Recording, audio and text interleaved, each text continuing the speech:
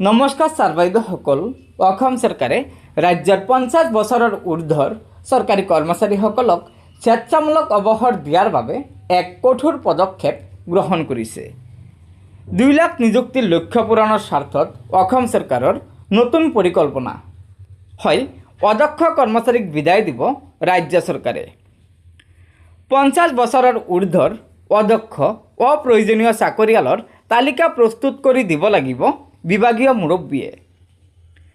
ৰাজ্য চৰকাৰে বিভিন্ন বিভাগত কৰ্মৰত অদক্ষ কৰ্মচাৰীসকলক বিদায় দিয়াৰ চিন্তা চৰ্চা আৰম্ভ কৰিছে। 2 লাখ নিবনুৱা যুৱক যুৱতীক নতুনকৈ চৰকাৰী চাকৰি দিয়াৰ বাবেই ৰাজ্য চৰকাৰখনে অদক্ষ কৰ্মচাৰীসকলক VRS অৰ্থাৎ স্বেচ্ছামূলক অৱসৰ দিয়াৰ কথা ভাবিছে। দিছপুৰৰ এটা শীৰ্ষ সূত্ৰই এই কথা জানিবলৈ দি প্ৰকাশ কৰা মতে শীঘ্ৰেই প্ৰতিটো বিভাগতে যিসকল অদক্ষ অপ্ৰয়োজনীয় কৰ্মচাৰীৰ তালিকা প্ৰস্তুত কৰাৰ বাবে বিভাগৰ শীৰ্ষ বিষয়াসকলক নিৰ্দেশ দিয়া হ'ব। বিষয়াসকলে দিয়া তালিকাৰ ভিত্তিতেই 50 বছৰৰ ঊৰ্ধৰ চৰকাৰী কৰ্মচাৰীসকলক VRS দিয়া হ'ব। মন কৰিবলগীয়া কথা যে যোৱা 5 বছৰত ৰাজ্য চৰকাৰখনে নতুনকৈ প্ৰায় 1,70,000 নিবনুৱা যুৱক যুৱতীক চৰকাৰী চাকৰি প্ৰদান কৰিছে। ইয়াকে ধৰি আজিৰ তাৰিখত প্ৰায় অসমত চৰকাৰী চাকৰিয়ালৰ সংখ্যা 4.5 লাখৰো অধিক হৈ গৈছে। আনহাতে অনাগত 5 বছৰত ৰাজ্য চৰকাৰখনে নতুনকৈ 2 লাখ যুৱক যুৱতীক চাকৰি দিয়াৰ সিদ্ধান্ত লৈছে। আনকি কালি মুখ্যমন্ত্ৰী ডক্টৰ হিমন্ত বিশ্ব শৰ্মা ডাঙৰীয়াই 2 লাখ যুৱক যুৱতীক কিদৰে চৰকাৰী চাকৰিত মকৰল কৰিব পাৰি সেই সন্দৰ্ভত পৰ্যালোচনা কৰাৰ বাবে মুখ্য সচিব ৰবি কোটাৰ নেতৃত্বত এটা টাস্ক ফ'ৰ্চো গঠন কৰি দিছে। দিছপুৰৰ সূত্ৰটোৰ মতে 2 লাখ লোকক এতিয়া নিযুক্তি দিবলৈ হ'লে চৰকাৰে প্ৰতিটো বিভাগতে নতুনকৈ বৃহৎ সংখ্যক পদ সৃষ্টি কৰিব লাগিব। কিয়নো অহা 5 বছৰত ৰাজ্যত 2 লাখ চৰকাৰী চাকৰিয়ালে অৱসৰ গ্ৰহণ নকৰে। আনহাতে নতুনকৈ পদ সৃষ্টি কৰাৰ লগে লগে বিত্তীয় ব্যৱস্থাপনাৰ বিষয়টো আহি পৰিব।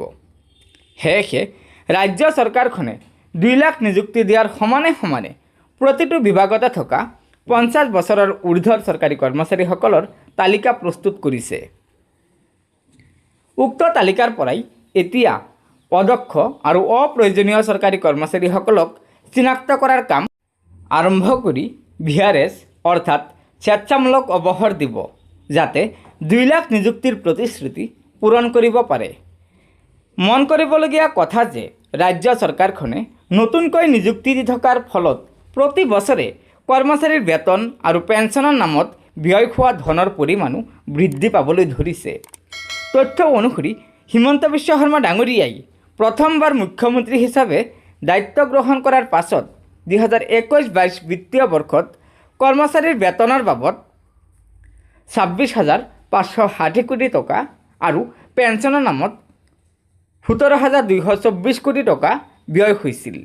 কিন্তু 2024-25 বিত্তীয় বৰ্ষত কৰ্মচাৰীৰ বেতনত 31,022 কোটি টকা আৰু পেঞ্চনৰ ব্যয় অৰ্থাৎ পেঞ্চনৰ বাবে ব্যয় হোৱা ধনৰ পৰিমাণ 18,769 কোটি টকালৈ বৃদ্ধি পায়।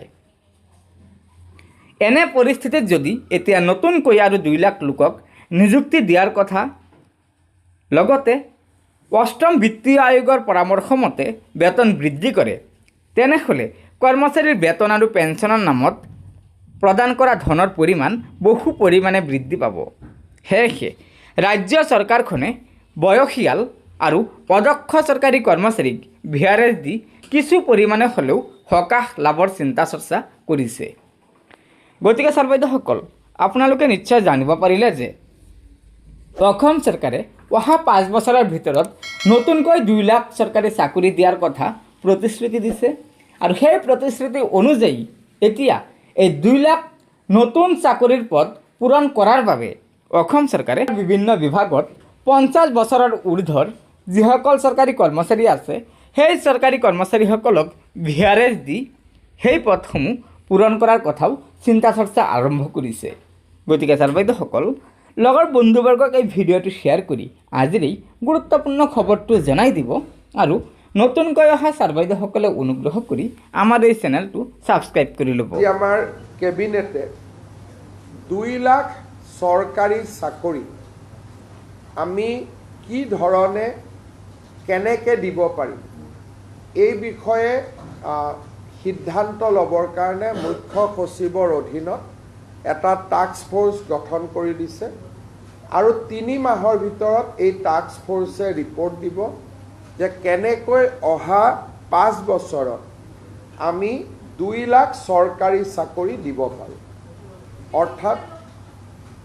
অৰ্থাৎ মুখ্য সচিব ডাঙৰীয়াই প্ৰতিটো বিভাগৰ লগত কথা পাতি চৰকাৰী বা চৰকাৰৰ দ্বাৰা নিয়ন্ত্ৰিত বিভিন্ন কৰ্পোৰেশ্যন আমাৰ বিশ্ববিদ্যালয় 6 শিডিউলৰ কাউন্সিল এই গোটেইবিলাকত মিলি অহা 5 বছৰত আমি কেনেকৈ 2 লাখ যুৱক যুৱতীক চৰকাৰী চাকৰি দিব পাৰোঁ তাৰ বিষয়ে প্ৰতিবেদন এখন দিবৰ কাৰণে মুখ্য সচিব ডাঙৰীয়াৰ অধীনত এটা টাস্ক ফ'ৰ্চ গঠন কৰি দিছে যাতে আমি আমাৰ যিটো অসমৰ যুৱক যুৱতীসকলৈকে যি প্ৰতিশ্ৰুতি আছিল তাক যাতে আমি ৰাখিব পাৰোঁ বা তাক যাতে আমি পালন কৰিব পাৰোঁ। আজি আমাৰ কেবিনেটে ডক্টৰ ভূপেন হাজৰিকাৰ জন্ম জয়ন্তী সমাৰোহৰ সামৰণি অনুষ্ঠান অহা 8 ছেপ্টেম্বৰ তাৰিখে নতুন দিল্লী ভাৰত মণ্ডপমত অনুষ্ঠিত কৰিবলৈ সিদ্ধান্ত গ্ৰহণ কৰিছে। অৰ্থাৎ আমাৰ যি বৰ্ষজোৰা ভূপেন হাজৰিকাৰ জন্ম জয়ন্তী আমি উদযাপন কৰি আছোঁ তাৰ সামৰণি অনুষ্ঠান 8 ছেপ্টেম্বৰ তাৰিখে নতুন দিল্লীৰ ভাৰত মণ্ডপমত অনুষ্ঠিত কৰিবৰ বাবে সিদ্ধান্ত গ্ৰহণ কৰিছে।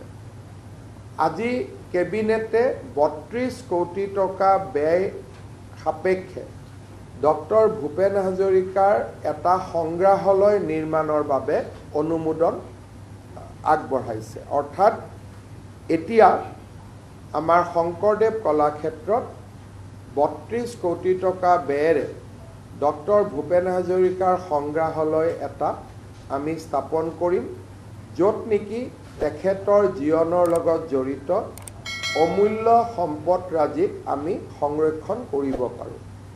ইয়াৰে 13 কোটি টকা নৰ্থ ইষ্ট কাউন্সিলে দিব।